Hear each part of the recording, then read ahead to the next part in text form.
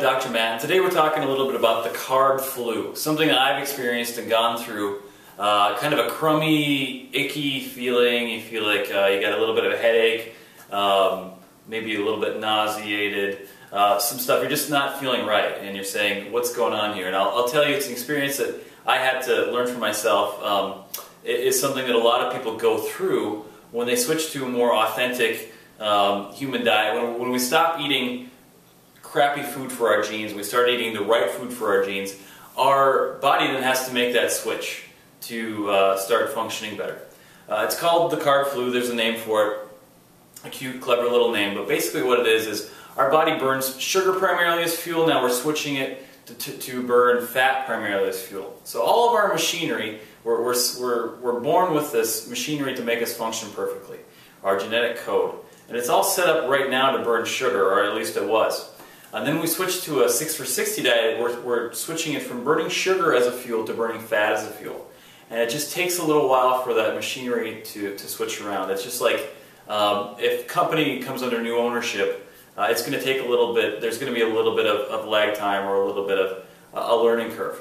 And so that's what our body's going through. So it's got to manufacture the enzymes for the fat to be used as fuel in our cells. And our brain has to get used to using ketone bodies as fuel as opposed to glucose as fuel. A couple things you can do. One, I would say, it's not going to last too long. A week, maybe two at most, but you know, it seldom actually lasts longer than a day. So just kind of tough through it. Just know that you're making good decisions, making good choices. You don't feel super great right now, but in the long run, you're going to feel much better than you ever did. Most people tell me they feel much better than they ever thought possible. Next thing you can maybe do is try a supplement of some branched chain amino acids, which your body can use those amino acids to convert into glucose as needed. So another thing some people have done before too is just to take some small amounts of orange juice or apple juice or some sort of sugar to kind of ease the transition. That's fine too, easy to overdo it. It's better to use the branched chain amino acids, which is a supplement you can get pretty much at any health food store.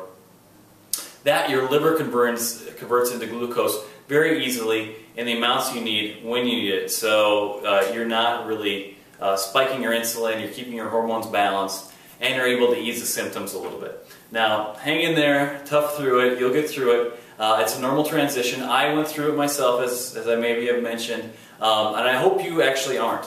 So the more metabolically deranged you are, the more we've taken our genes out of where they're supposed to be. So I ate lots of bread, I ate lots of grains, lots of sugar, tons and tons of fruits all my life. I lived off of sugar. Now, getting into a more healthy diet and more healthy exercise plans, my body had to switch gears big time. And some of you are like me, you're going to have to switch gears big time. Some of you watching this are saying, I've had no problem with this. The minute I changed my diet to be more congruent with my genetics, I felt better. And that's what I hope is happening with you. Now, some of you are saying, the minute I changed my diet to be more congruent with my genetics, I felt kind of crummy. And that's why I'm making this video, to explain to you that it's a natural process. The machinery is just changing in your body. And you're going to be feeling better in a relatively short amount of time. It's natural, happened to me, happens to lots of people. I hope it's not happening to you, but if it is, it's perfectly normal. Okay, so thank you very much. That's just a little lesson on maybe perhaps what you're going through.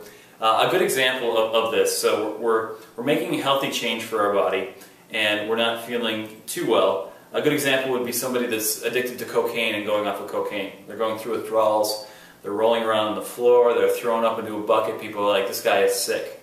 So the worst thing you could do for that person is to put them back on cocaine. So if you're going through this, the worst thing you can really do is to switch back to your old habits. The best thing to do is just to get through it, and you'll be much better in the long run. Thanks so much.